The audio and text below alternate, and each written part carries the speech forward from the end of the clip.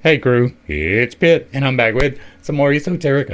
Today we are diving back into the works of Mr. Aleister Crowley. This is Liber 4. We are reading aloud and discussing as we go along the various points brought to light by the text. It is not the format for everyone, but people do find value in it, so you are more than welcome to tag along as we continue our exploration. Before we begin, however, if you are unfamiliar with me, any of my unconventional beliefs, or if at any point in time I lose you in the terminology, there will be several playlists linked in the corner above, in the box down below, along with the original source material so that you can get a better understanding of who I am and why I say the things that I do. With that being said, we are going to dive in and continue our exploration of Liber 4 with Chapter 6, The Formula of the Neophyte, and hopefully one more chapter as well. See the Neophyte Ceremony, Equinox 1 and 2. This formula has for its first matter the ordinary man entirely ignorant of everything and incapable of anything. He is therefore represented as blindfolded and bound. His only aid is his aspiration, represented by the officer who is to lead him into the temple. Before entering, he must be purified and consecrated. Once within the temple, he is required to bind himself by an oath. His aspiration is now formulated as will. He makes the mystic circumambulation of the temple for reasons to be described in the chapter on gesture. And after further purification and consecration, he is allowed for 1 moment to see the Lord of the West and gains courage. Okay, so first off, we're going to say all of the ceremonies are unnecessary, right? Unnecessary is a big word. They are not needed. You don't have to, or not necessary is the right word. They are not needed. You don't need to do any of these ceremonies. They are mimetic devices to help you to remember certain things in the process of doing other things. And so while you may be able to get value out of them, that doesn't mean that they are intrinsically valuable. And so all of this, to me, is completely unnecessary. There is no reason that you need to go into this in the way that it is done. Now, once upon a time, knowledge was held in much tighter grip than it is today, and it was a lot harder to get true, accurate information. That is why they had the secrecy. That is why they had the initiations. That is why everything was built around it, but we don't have those things anymore. That part of it is no longer necessary. We don't need to keep anything secret. The things that I talk about in my book, which I don't think I told y'all, I do have a book, Teaching Responsible Magic. The things I talk about in here do not involve any of this. It is all internal work. There is some external references, but for the most part, the work that I do has been all internal. I am working on opening that up a little bit, but it is a slow process because I am exceedingly cautious. But even if this was the ceremony, do you think that everybody would have the exact same result? Do you think that everybody that went through the process naturally would just automatically see the exact same things?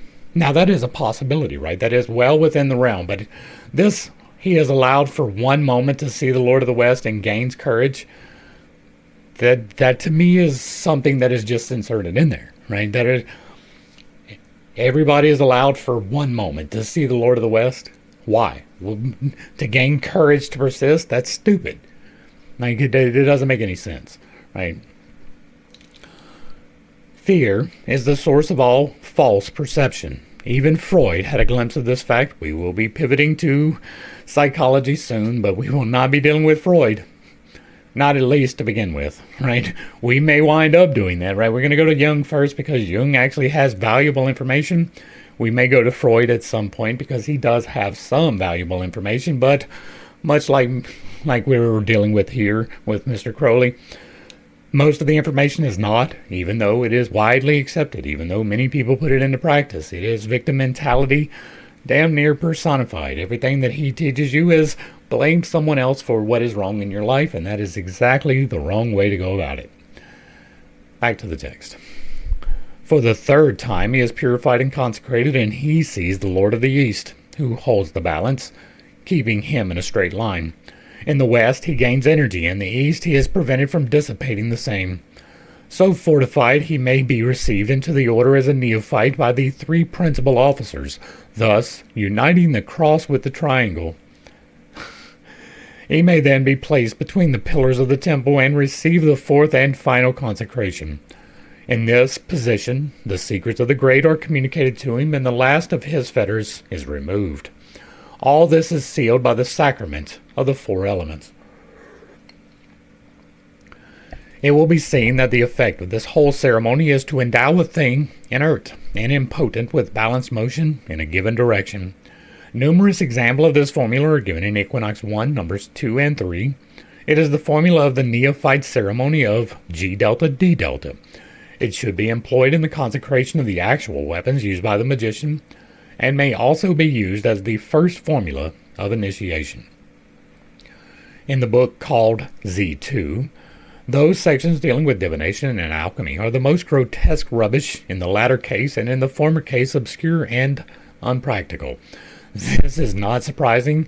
In the book called Z2, Equinox 1 and 2 are given the full details of this formula, and these sections dealing with divination and alchemy are grotesque rubbish. I don't know who put this footnote in there, but if it is about something that Crowley wrote, it is probably true. Right? And Equinox is his magazine. It was his periodical, and so it is most likely something that he wrote. And the grotesque rubbish is what we have been dealing with here, right?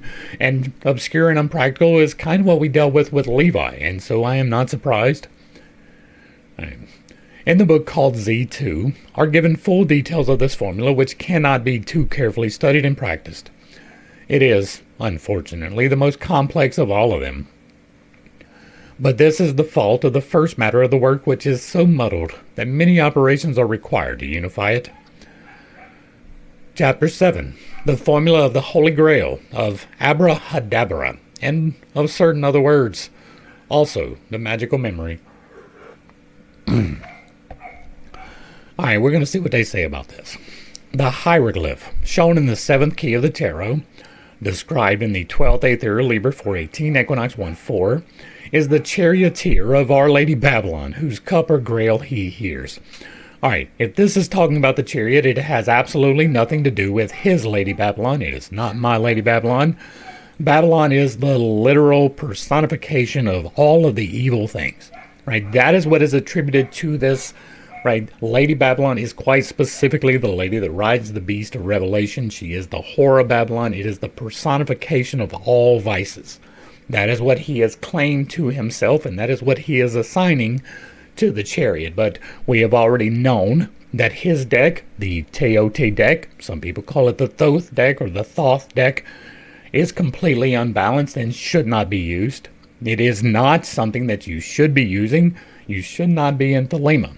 You have your own ability to choose your own destiny, but those two particular things, being designed by Mr. Crowley, are unbalanced. They are not working correctly. They are probably going to lead you down a path that is not correct. And you just have to look at the Teote deck to see that it is unbalanced, right? That is patently obvious from the observation of what is on the cards, right? That is not even taking into it this, right? And then when I got at this and I found out that he wrote that deck, that he created that, there is no doubt in my mind that that is not the deck to use in any situation whatsoever. And if you were unaware, I am doing tarot. I do a daily tarot read over here. I have done a deep dive into tarot. It is on the same playlist, Exploring Tarot. And there are things to learn. There are things that are even verifiable, but you won't find them from the Teote deck. And in the same way, he created Thelema, and while he put out one good thing in it, right, do what thou wilt, but he did not describe it correctly, he did not understand it at all, and he added things that were absolutely detrimental to that goal into the doctrine of that particular religion, so you can follow it, but much like Catholicism, it's just going to lead you in the wrong direction. Now, this is an important formula. It is the first of the formulae, in a sense, for it is the formula of renunciation. There is no moral implication here, but to choose A implies to refuse not A. At least, that is so below the abyss. It is also the last. It is the first of the formula and the last, right? Okay. So there's no more formula? There was none in the middle. This cup is said to be full of the blood of the saints. If you have been paying attention to this study at all, you know exactly what I am about to say. If you are using blood, you are doing it wrong. If you are conceptualizing blood, you are doing wrong. If you are accepting blood, you are doing it wrong. If you are shedding blood, you are doing it wrong. If you are injuring any other living being, you are doing it wrong. And if you are injuring yourself, you are doing it wrong. I do not say that with equivocation. I say that stated as fact. Take that as you will. This cup is said to be full of the blood of the saints. That is, every saint or magician must give the last drop of his life's blood to that cup. It is the original price paid for magical power. No, it isn't. No, it isn't. I did not pay that price. Even as an analogy. And if by magic power we mean true power, the assimilation of all force with the ultimate light, the true bridle of the rosy cross, then is that blood, the offering of virginity, the sole sacrifice well pleasing to the Master, the sacrifice whose only reward is the pain of childbearing unto him. There is nothing useful in this entire paragraph. Every bit of this is exactly aligned incorrectly, and you should not do any of this. Right now, that is with, right, this is just a descriptor. If by magic power you mean the true power, which is what I mean, the things that I describe in this book, the methods by which I have achieved results. And if you are here brand new, this is your first video, fall back to the rest of them. I have results where he did not. And so it is the ultimate light, that is source, that is intrinsically okay. All the rest of it, no. The true bridle of the rosy cross, no. The blood offering of virginity, again, no. The soul sacrifice, well pleasing to the Master, now that being internal and not any actual physicality whatsoever is true, but in this context is not. The sacrifice whose only reward is pain. I wonder if that might be the wrong entity to be associating yourself with. I wonder if maybe, if there is pain or blood involved, it is intrinsically the wrong thing. I wonder if maybe. I stand firmly that every single blood sacrifice was wrong. Every single one of them. But to sell one's soul to the devil, to renounce no matter what for an equivalent in personal gain is black magic. You would definitely know about that. Supposed personal gain. There is really no person to gain. So the whole transaction is a swindle on both sides. And while we did not know who the other footnote was from, we know on this one. You want to know why we know on this one? Because of what I just said. If this is your first video, if you have not been here for the study, fall back to the very first video, which was 2.5 hours of reading about Mr. Crowley's life. And in that, we discovered that he had nothing positive at all. And he had one brief period that might be attributed to success. It was brief, and everything else ever in his life was exactly destructive. He did not have a productive relationship with anyone. He did not have financial security at all in his life. He did not have emotional security at all in his life. He did not have physical health at all in his life. He was beset, afflicted, and beleaguered by ill health. I wonder if that could have possibly been related to the blood magic that he did for his whole life. I think that it was. That was blood magic. If you are using blood, that is black magic. The use of blood to accomplish gains is black magic. Every single time, with zero exceptions. You are no longer a noble giver of your all, but a mean huckster. This formula is, however, a little different in symbolism, since it is a woman whose cup must be filled. It is rather the sacrifice of the man who transfers life to his descendants. For a woman does not carry in herself the principle of new life, except temporarily when it is given to her. We have already discussed several times about his absolutely horrid understanding of women at all, his intrinsic opposedness to their divine femininity, even. Women hold the potential for life, men spark the potential for life. That is a designation, right? Women hold the egg, men hold the spermatozoa. The spermatozoa goes and penetrates and goes into the potential for life. And so, a woman does not carry herself the principle of a new life is fucking stupid. Like, that is a complete misunderstanding of everything, but I am not surprised to see it here, because Mr. Crowley does not have an understanding of the divine masculine and divine feminine at all. Like, no understanding whatsoever. We have not seen that rightly expressed in this entire study, which has been a couple of weeks now, right? We have been doing this for a while. There is no redeeming values in this book so far.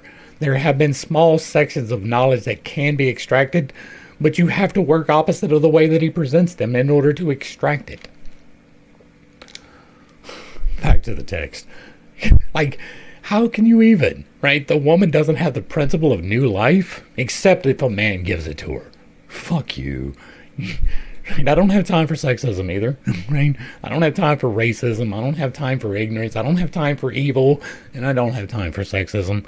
It's stupid. If you're making decisions based upon skin color or genitalia, you're an idiot. But here, the formula implies much more even than this, for it is his whole life that the Magus offers to Our Lady. I don't even like saying that, right? That is an appellation that I do not appreciate in the slightest. That is not my lady at all. That is the opposite representation of the divine feminine. Exactly. That is everything wrong with the divine feminine. Like, there is representatives of the divine masculine in the wrong way, right? That would be the beast, which he claimed for himself. And so, yeah, this is exactly wrong. Like, exactly opposite. Negative numbers, not even in the realm of possibility for good shit, right? Following this will bring you destruction. I will say that. The cross is both death and generation. It is on the cross that the rose blooms. The full significance of these symbols is so lofty that it is hardly fitted for an elementary treatise of this type. Now, this is the cross, not the physical thing upon which someone was nailed, right? This is the understanding of the tetragrammaton that he doesn't have, right? This is the understanding of the fourfold that he doesn't get, right? You have the threefold, the Trinity in motion becomes the fourfold, and then doubled becomes us in the eighth. And so he doesn't understand it at all. The full significance of these symbols is so lofty that it is hardly fitted for an elementary treatise of this type. One must be an exempt adept and have become ready to pass on before one can see these symbols even from the lower plane. Only a master of the temple can fully understand them. And see, that's another one of the problems with the clubs, right? They attribute to themselves, because they have done certain procedures, this title, master, right? Master is a big word. I mean, master implies that there is no more left to learn. That is implied in the title of master. It implies that you have complete dominion over the domain, that you have full access to all. That is mastery, right? That is why I say I will almost certainly never call myself a master. I am an adept. There is always something left to learn. I am always ready to be corrected in anything that I state, even the things which I believe firmly. If you can prove me wrong, I will change, and I will do so publicly, loudly. I've done that in these studies. And so this, once again, is a problem, right? This is one of the problems intrinsic with the clubs. And there are many problems intrinsic with the clubs. The clubs do not know what they are doing. They are performing ceremonies with no understanding of the meaning behind them. They have lost the meaning over time for various reasons, but mainly death. And so you can join the clubs. You can even extract value from the clubs. They're fine for many things, but you will not get magical knowledge from joining Masonry. Right? You will go through ceremonies. You will do things that they don't even believe in. See the GRS Mead study. And so I'm not a Mason. I've never been a Mason. I'm not attempting to become a Mason. I don't want to be a Mason. That is restrictive in a way that I am not okay with. But I don't have any problems with them intrinsically. I don't believe that they are this evil place that they do all of these nefarious things. There may be people inside of there, but we have the one mother father rule, right? It only takes one mother father in the entire organization to ruin that or to do the nefarious part. Nobody else has to be involved. And so while the clubs can be a recruiting ground, I do not vision them as intrinsically evil. For the most part, they are just social clubs. The people who participate are doing so that they can communicate with other people of like mind, not even to do magic ceremonies. They do them, they don't understand them, they do not believe in them, but they still perform them, which is dumb, right? Straight off the top, dumb, right? Especially if you are naming a deity, dumb. And so pay attention if you are joining the clubs to the things that they put you through. Understand that ceremonial magic can still transfer energy, even if you don't believe in it, and if you do not know where that energy is going. That is a remarkably foolish thing to do. Alright. However, the reader may study Liber or whatever in Equinox 1, 6, the 12th and 2nd ethers in Liber 14, in Equinox 1, 5, and the symbolism of the 5 degree and 6 degree in OTO. Of the preservation of this blood which Our Lady offers to the Ancient One, Chaos. Chaos is a general name for the totality of the units of existence. It is thus a name, feminine in form. Each unit of chaos is itself All-Father. This is going to be exactly wrong as well. Right? Chaos would be the unstructured.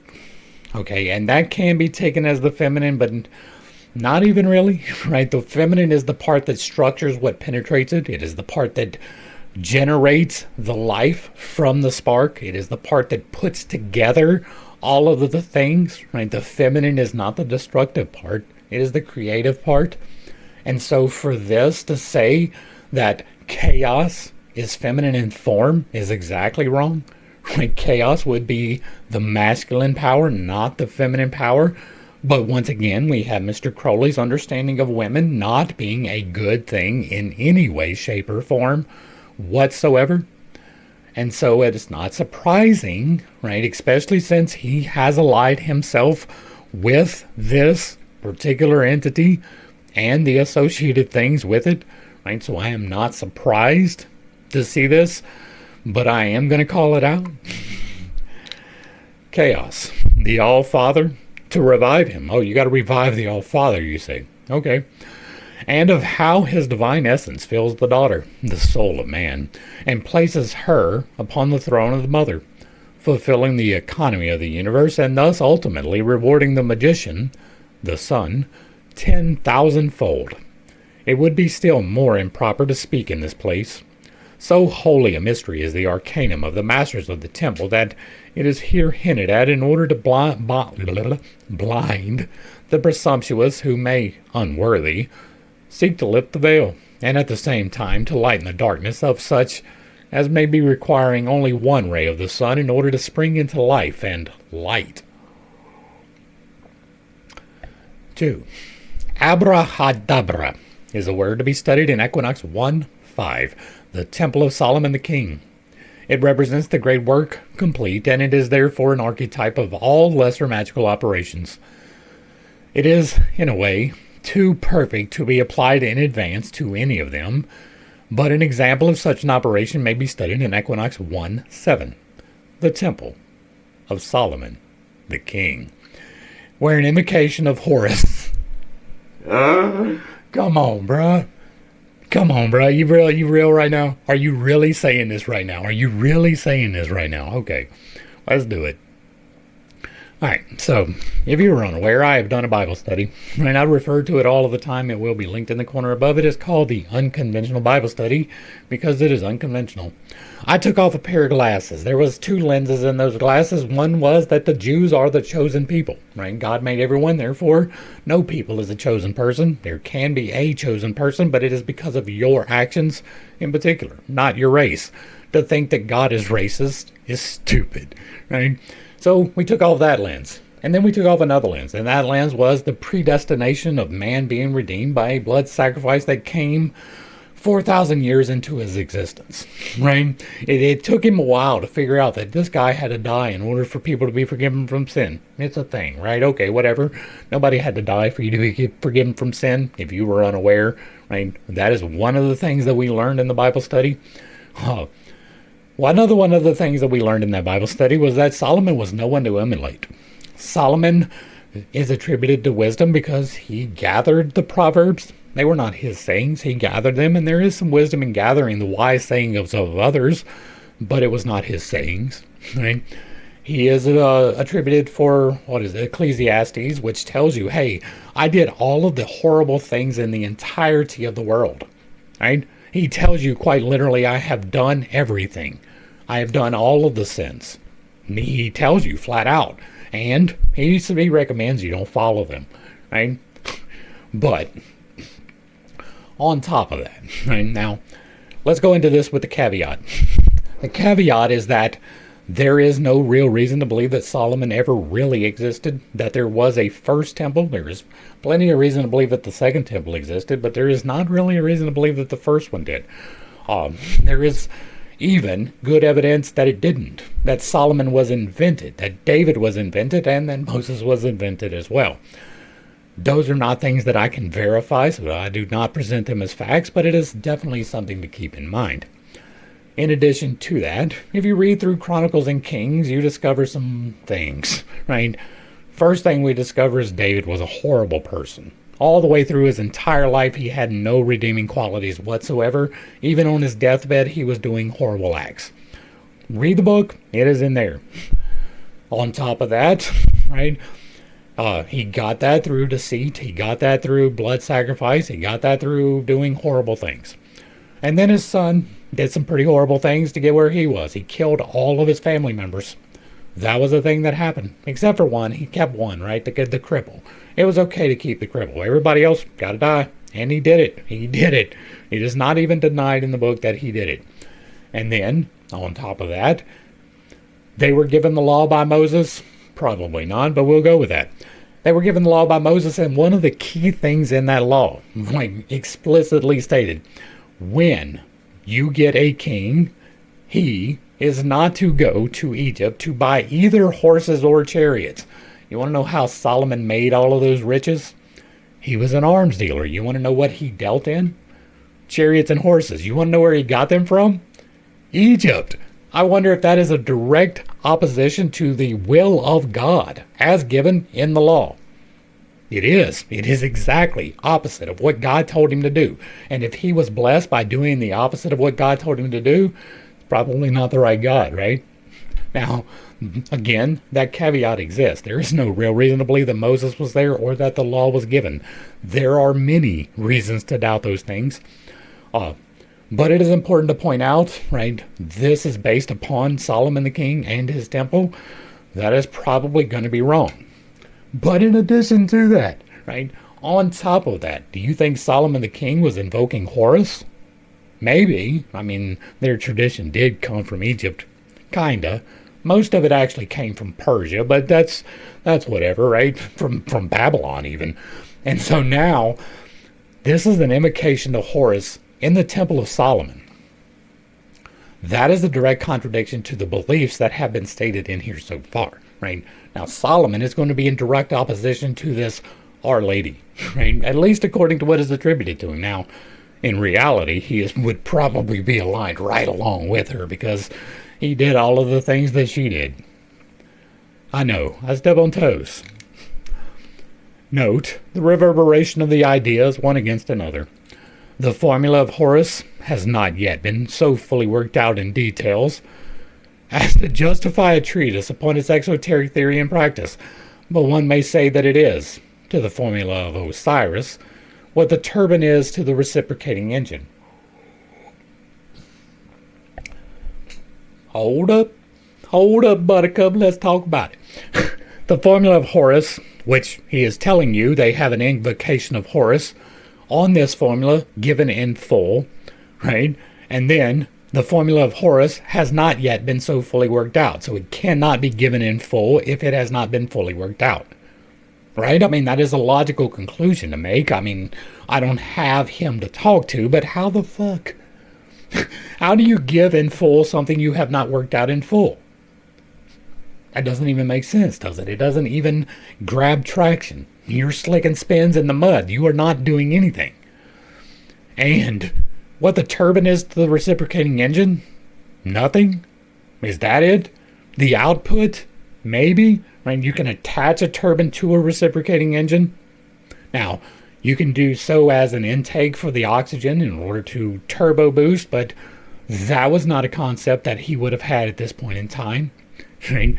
And if you were unaware, this was 1914. We've been corrected. I thought it was 1912.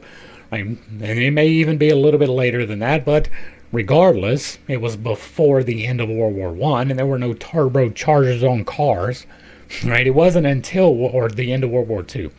It wasn't until World War II that we actually got jet engines, and they are based upon the turbine and the reciprocating engine. It was not until after this that we got that. And so this can be attaching a turbine to the crankshaft, right, so that you have the output power. But that is not intrinsic, right? That is not one equals the other, or one isn't even necessary for the other. You don't have to have a reciprocating engine to power a turbine. You can do so with steam.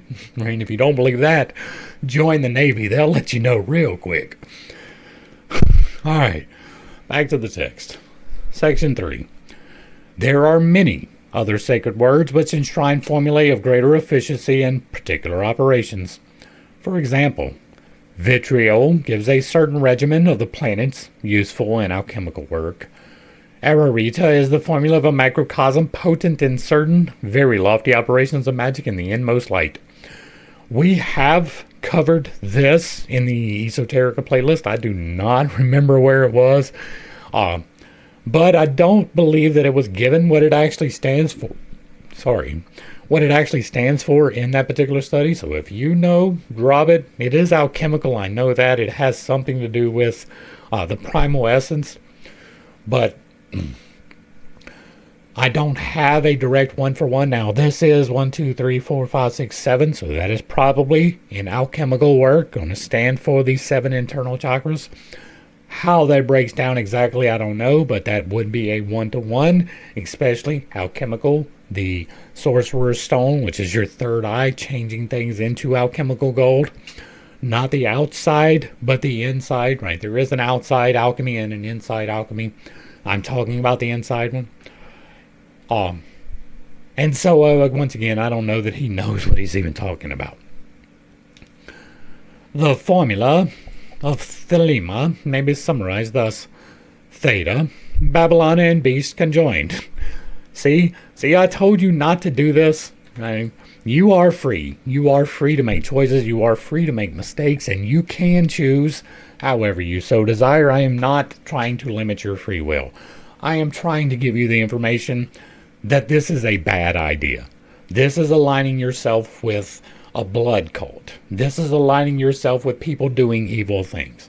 This is choosing to align yourself with Babylon and the beast. And while I do not give particular significance to the Bible for this, this is the allegory from the Bible, and what the Bible states is that, right? The Babylon is the epitome of all evil. That is quite literally why it is vilified in Christianity, is because it is the epitome of making the wrong choices about the virtues and vices. She drinks from the cup of iniquity. She is lustful and deceitful. Nothing good comes from the beast or the lady, either one. He has aligned himself with that. He has claimed that for Thelema. So if you are practicing Thelema, you are worshiping the Lady and the Beast. Do what you want. Epsilon unto Nuith.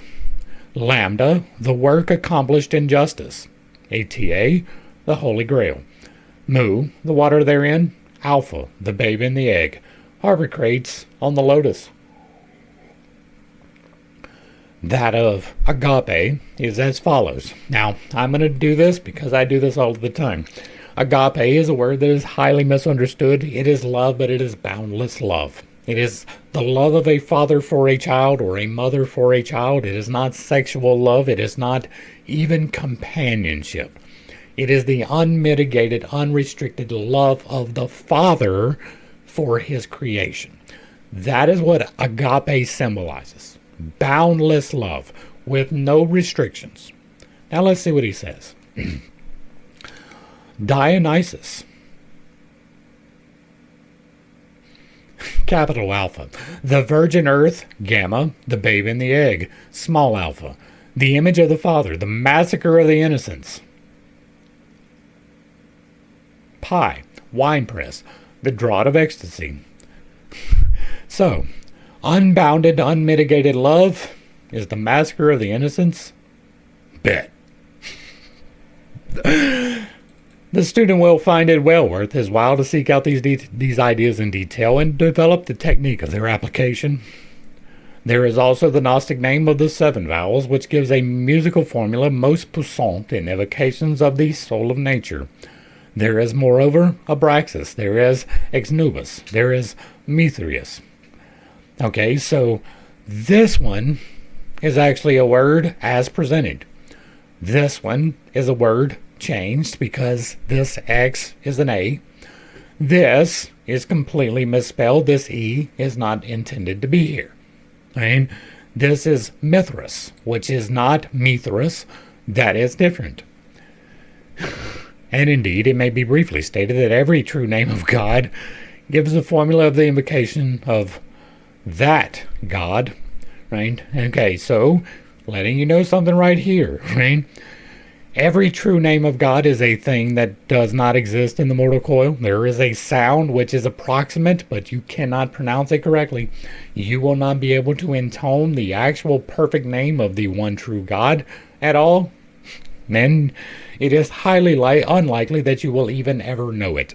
There is a sound, which is the sound of creation, which is taken as the name, which can be applied in useful application. But even that is not the true name of God. We do not get to name God.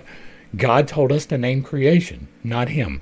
And so gives the formula of the invocation of that God. Really? It's telling you right there. It's not the true God if it is of that God. Right? And so that the name is for that God, not the God. Back to the text.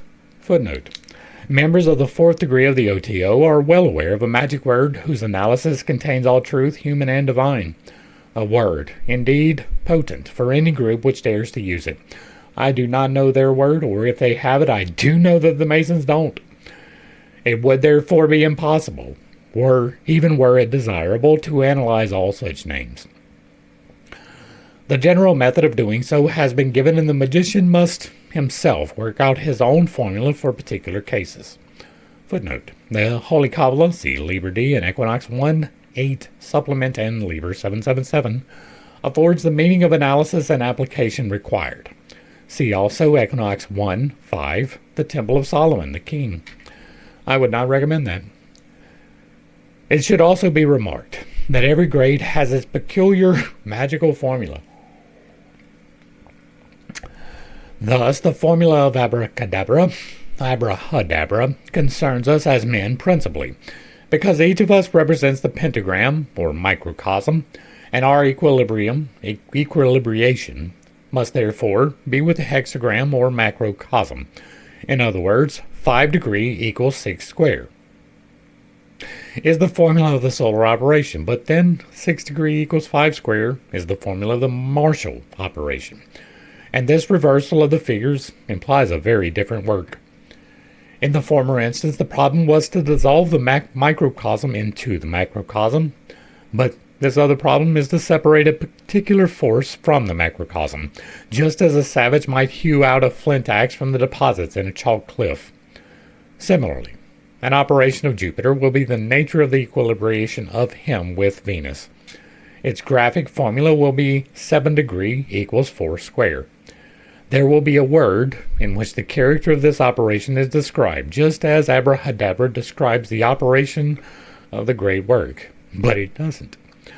It may be stated without unfairness, as a rough general principle, that the farther from original equality are the two sides of the equation, the more difficult is the operation to perform.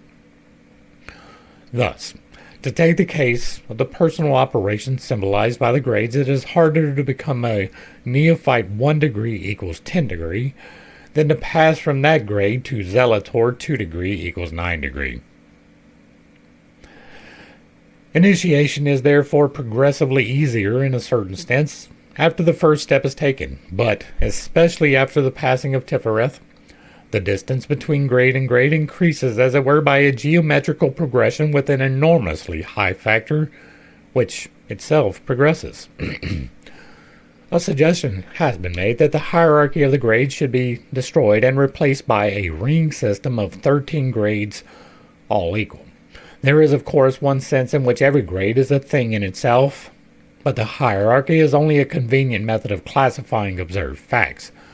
One is reminded of the democracy, who, on being informed by the Minister of Interior that the scarcity of provisions was due to the law of supply and demand, passed a unanimous resolution calling for the immediate repeal of that iniquitous measure. Every person, whatever his grade in the order, has also a natural grade appropriate to his intrinsic value. So, the intrinsic value, you say. You've been able to qualify a person's intrinsic value. He may expect to be cast out into that grade when he becomes a degree 3 degree. Thus, one man throughout his career may be essentially of the type of Netzik, another of Hode. In the same way, Rembrandt and Raphael retain their respective points of view in all stages of their art. The practical consideration is that some aspirants may find it unusually difficult to attain certain grades, or worse, allow their inherent predispositions to influence them to neglect antipathetic and indulge sympathetic types of work. They may thus become more unbalanced than ever, with disastrous results. Success in one's favorite pursuit is a temptress who yields to her wiles limits his own growth. True, every will is partial, but even so, it can only fulfill itself by symmetrical expansion. It must be adjusted to the universe or fail of perfection. It is evidently impossible to give details of all these formulae. Before beginning any operation soever, the magician must make a thorough Kabbalistic study of it, so as to work out its theory and symmetry of perfection. Preparedness in magic is as important as it is in war. 5. It should be profitable to make a somewhat detailed study of the strange-looking word Omgun, for its analysis affords an excellent illustration of the principles on which the practicus may construct his own sacred words. This word has been uttered by the master Tyrion himself. Once again, Tyrion is Crowley in one of his many assumed names. As a means of declaring his own personal work as the Beast, the Logos of the Aeon. Now that is a wild comparison, right? The Logos is the spirit in motion. If you are unaware, I will try to remember to link the video, The Divine and the Trinity Explained, where we talk about this in particular, but the Logos is the spirit in motion, and that is most definitely not the beast, which is the personification of the ills of man. Right? To understand it, we must, and he, right, his own personal work as the beast was Crowley. Crowley took the appellation of the beast for himself because he was evil. To understand it, we must make a preliminary consideration of the word which it replaces and from which it was developed, the word Om. The word Om is the sacred Hindu mantra, which was the supreme hieroglyph of truth, a compendium of the sacred knowledge. It is close to a sound. Many volumes have been written with regard to it, but for our present purpose it will be necessary only to explain how it came to serve for the representation of the principal philosophical tenets of the rishis. Firstly, it represents a complete course of sound. It is pronounced by forcing the breath from the back of the throat with the mouth wide open through the buccal cavity with the lips so shaped as to modify the sound from A to O, or U, to the closed lips when it becomes M. Symbolically, this announces the course of nature as proceeding from free and formless creation through controlled and formed preservation to the silence of destruction. The three sounds are harmonized into one, and thus the word represents the Hindu trinity of Brahma, Vishnu, and Shiva, and the operations of the universe of their triune energy. It is thus the formula of Manvantara, or period of manifested existence, which alternates with the Pralaya, during which creation is latent. Analyzed Kabbalistically, the word is found to possess similar properties. A is the negative, and also the unity which concentrates it into a positive form. A is the Holy Spirit, who begets God in the flesh upon the Virgin. That didn't happen, according to the formula familiar to the students of the Golden Bough. Now, God in the flesh, right? That is not a thing. There has been no personification of the fullness of God inside of the creation. That has never happened. That will never happen. There have been people who have been reflections of the divine, but they were not the divine. Right? So, straight off the top. But the Holy Spirit begetting God in the flesh can be taken as you are a part of a trinity. There is the body, there is the spirit, and there is the soul. The soul, right now, this is where it really gets messed up, because the soul is the individualized portion of God, which is the part that resides inside of the temple, making the decisions for the temple, your 5D navigation device. The spirit is the part that allows your decisions to become reality. It's the part that takes your air and fuels you. It changes your food into fuel. When you decide to wiggle your fingers, it's the part that actually makes that happen. That's the spirit, the Holy Spirit. Right? That part cannot be made flesh. And so it was not in reality made that way. But us, as representatives of the divine in our small way, we are not gods, but we are reflections of the God. We can be taken as possessing the Holy Spirit. It does reside within you. You are composed entirely of it. So that would be going into, but not the Virgin. Right? That's another one of those many problems. There was no prophecy of a virgin birth. Right? There was an allegory of a virgin birth, but that is not the same thing. And so, once again, we have a misunderstanding in principle, in the very understanding of how it works and what it is. A is also the babe in the egg, thus produced. The quality of A is thus bisexual. It is the original being, Zeus Arhenethelius, Bacchus diffuse or Baphomet. Do with that what you will. We have already talked about his motivations and what he does, and Baphomet and Bacchus are representatives, not necessarily intrinsically evil for Bacchus. Bacchus is the personification of the wild, the untamed. That would be Bacchus, and that does include lust to a nth degree, and so that is a line not for the betterment. Baphomet is a whole study in and of itself.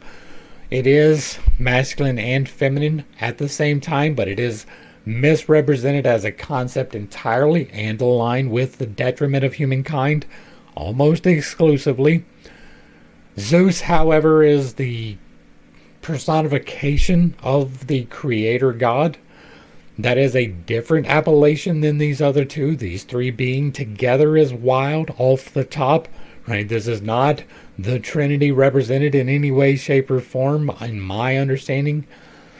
And so once again, we just have a complete and total misrepresentation of things. But, again, I am not surprised by that. He has claimed himself as the beast, and he has aligned himself with Babylon, which is as good as calling yourself the Antichrist. I mean, that is as good as saying you are opposed to the betterment of humankind. That is what that is. Right. U, or V, is the manifested Son himself. Its number is 6. It refers, therefore, to the dual nature of the Logos as divine and human. Complete misunderstanding. The interlacing of the upright and adverse triangles in the hexagram. It is the first number of the Son, whose last number is 600. Sorry, 660, and 6, the number of a man. And I separated that on purpose because it is meant to be. Right? If you go back and do the Bible study, or go through the Bible study that I have done, and you do a word study on this, and it might take you some work because the way it is presented is not exactly correct. But what was stated in the text as originally written was 660 and 6, not 666. There was a different word for that. They could have used that word. They didn't. They used 3 separate words that indicate 660 and 6, not 666. That is an important thing, I do believe. Footnote. The Sun being 6. A square 6 times 6 contains 36 squares. We arrange the numbers from 1 to 36 in this square so that each line, file, and diagonal adds to the same number. This number is 111. The total of all is 666. And once again, if you are doing complicated mathematics, which this absolutely is, you are doing it wrong. That is not to say that mathematics do not play a part. There is a reason why mathematics are fundamentally the same, no matter who is doing them, if you are doing them correctly. Right? 2 plus 2 will never equal 5. It will always equal 4. 1 plus 1 in real mathematics will always equal 2. It will not equal a negative number. It will not equal 3, although there are people out there trying to say that. Right? They are wrong. They are trying to do something to make themselves famous, and that is why they are saying that. There is no... Anyway, if you are doing complicated mathematics, you are doing it wrong. This would be that, right? This is trying to find some intrinsic value by doing math. There are numbers that have significance. They are generally present themselves in triplicate, right? So you'll see 111 or 222 or 333. Those do represent a signal to you to let you know something. But even then, it is not a single instance of them, but multiple instances that tell you that there is something to draw from this. Right? If you see 111 one time, it means nothing. If you see it 5 times in 30 minutes, it probably does. But the complicated mathematics, no, right? Gematria, absolutely not. And you are free to do them, you're just not going to get any real value from them. The letter M exhibits the termination of this process. It is the hangman of the tarot. The formation of the individual from the absolute is closed by his death. See how I say that his tarot is not balanced? There is nothing about death in the hanged man of the tarot. The hanged man in the tarot is a man who has willingly hung himself by his foot upside down in order to look at things from a different way and achieve enlightenment, which he does. It has nothing to do with death.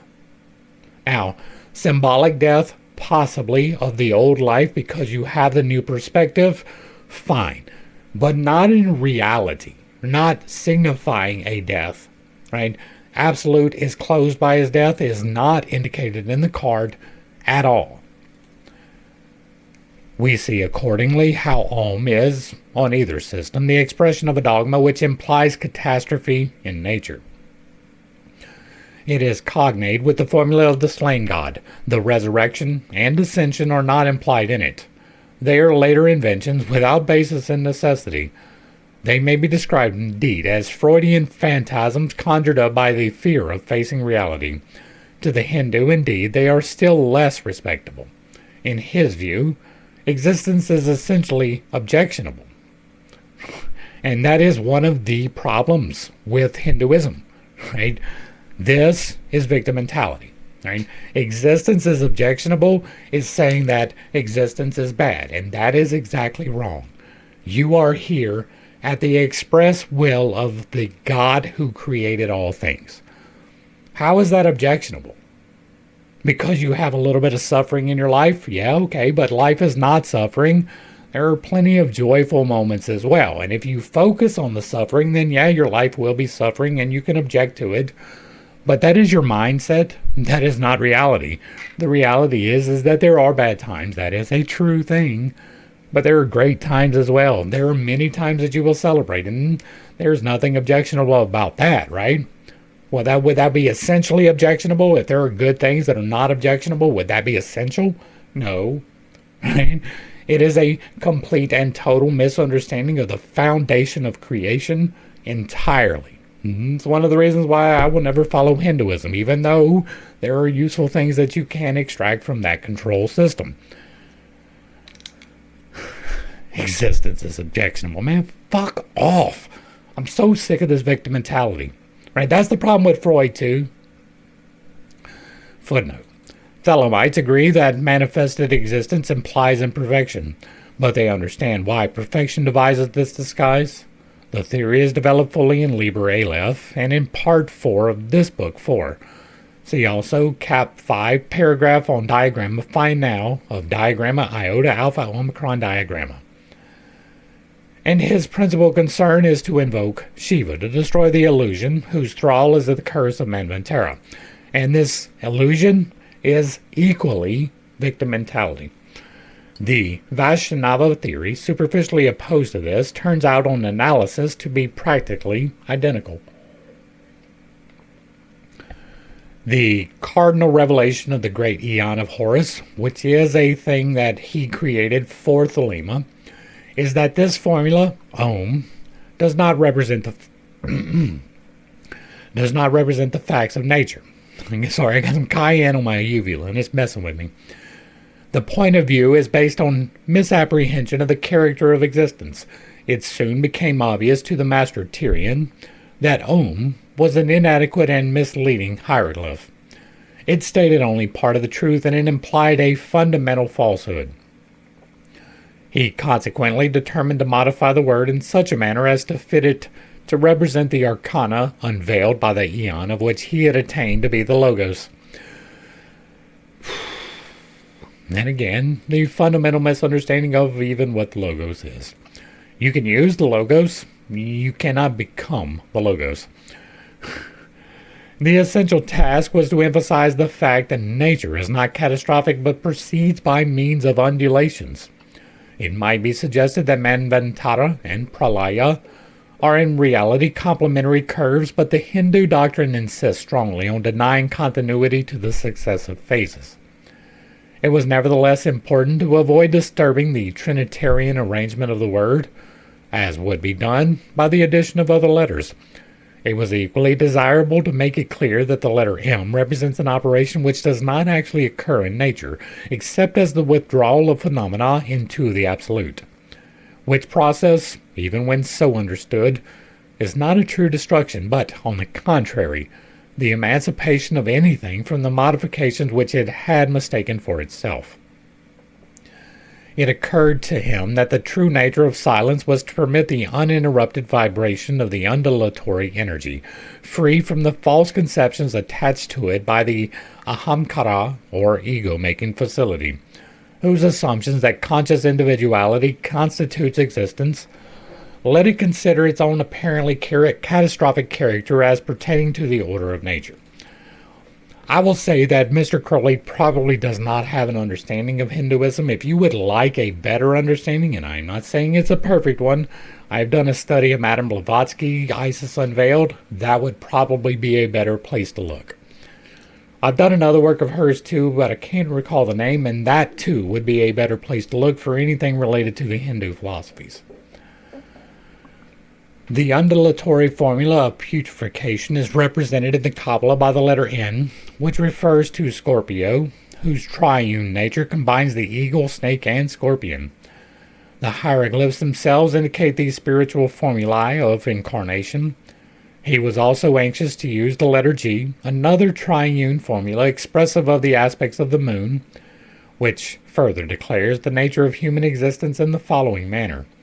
The moon is in itself a dark orb, but an appearance of light is communicated to it by the sun, and it is exactly in this way that successive incarnations create the appearance, just as the individual star, which every man is, remains itself irrespective of whether Earth perceives it or not. Now, it so happens that the root GN signifies both knowledge and generation combined in a single idea, in an absolute form independent of personality. The G is a silent letter, as in our word gnosis, and the sound G is nasal, suggesting therefore the breath of life as opposed to that of speech.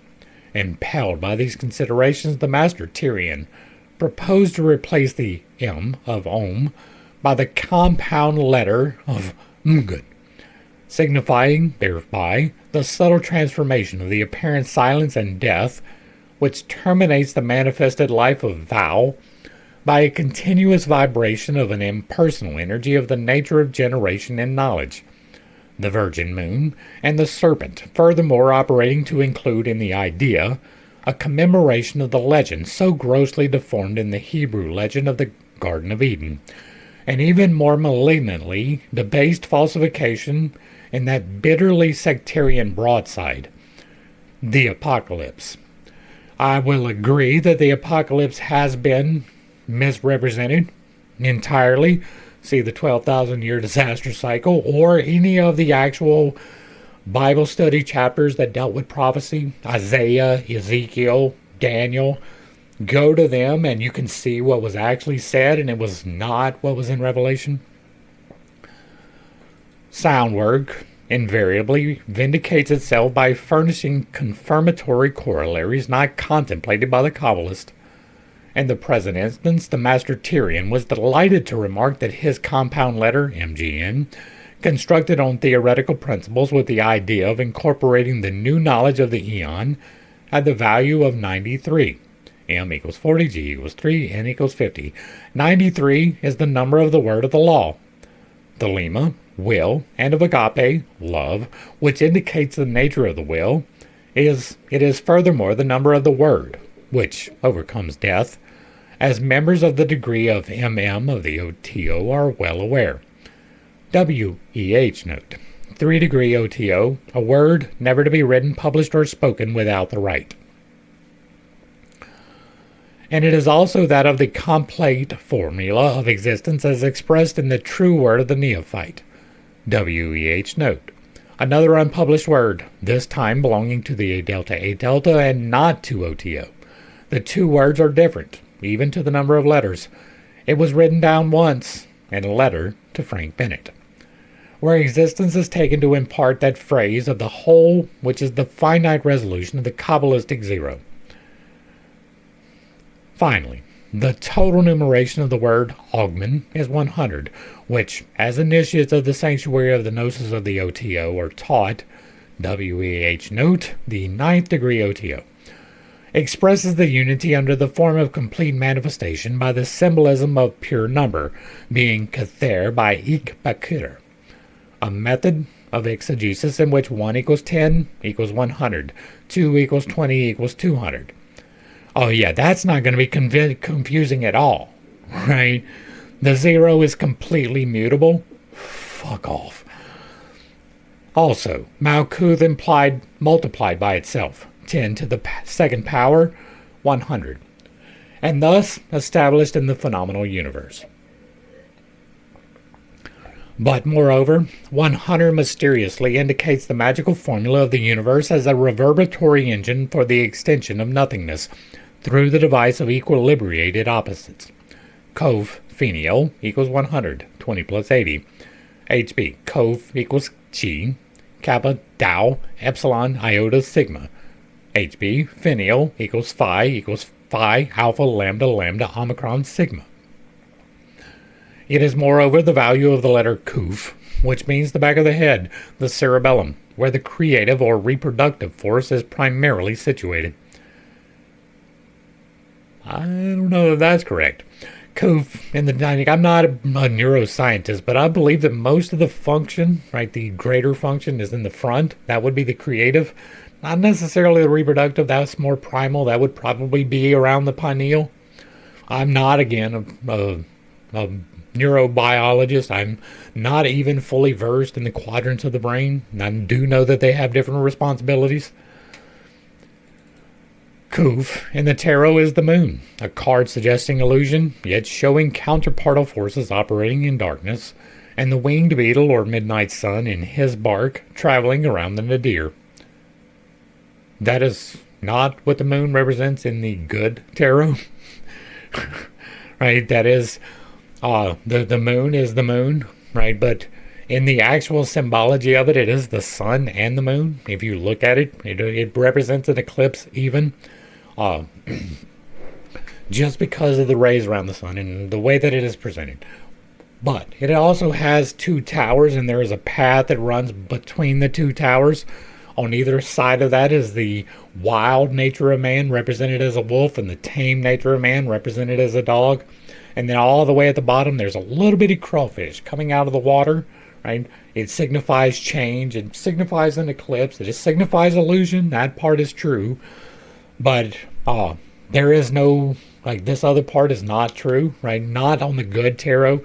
It might be in the Teote, but I'm not even sure that the Teote shows the correct, like, in any way, shape, or form whatsoever, what is actually represented by the cards. So,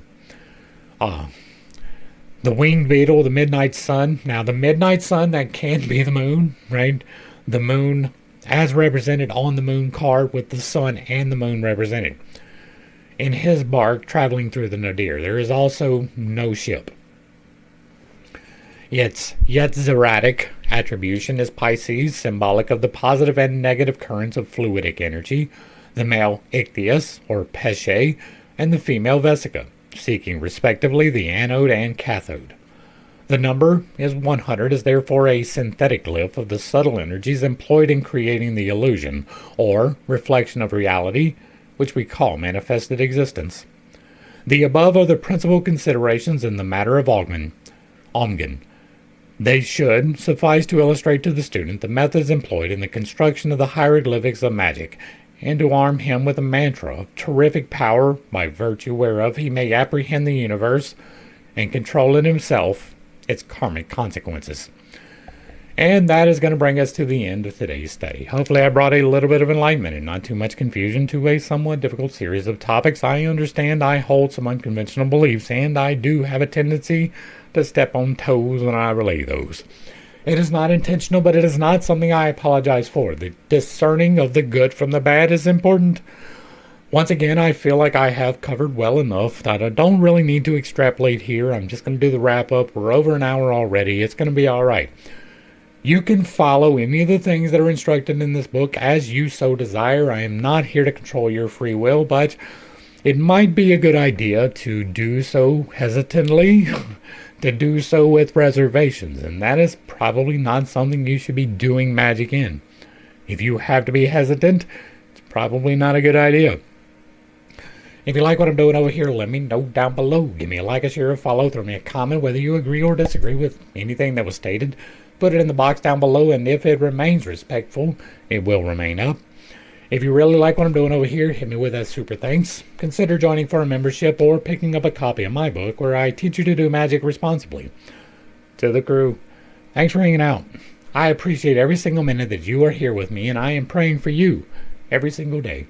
Until next time, I love you. God loves you. You are perfect, whole, and complete just the way that you are. And this has been Pitt State. Peace.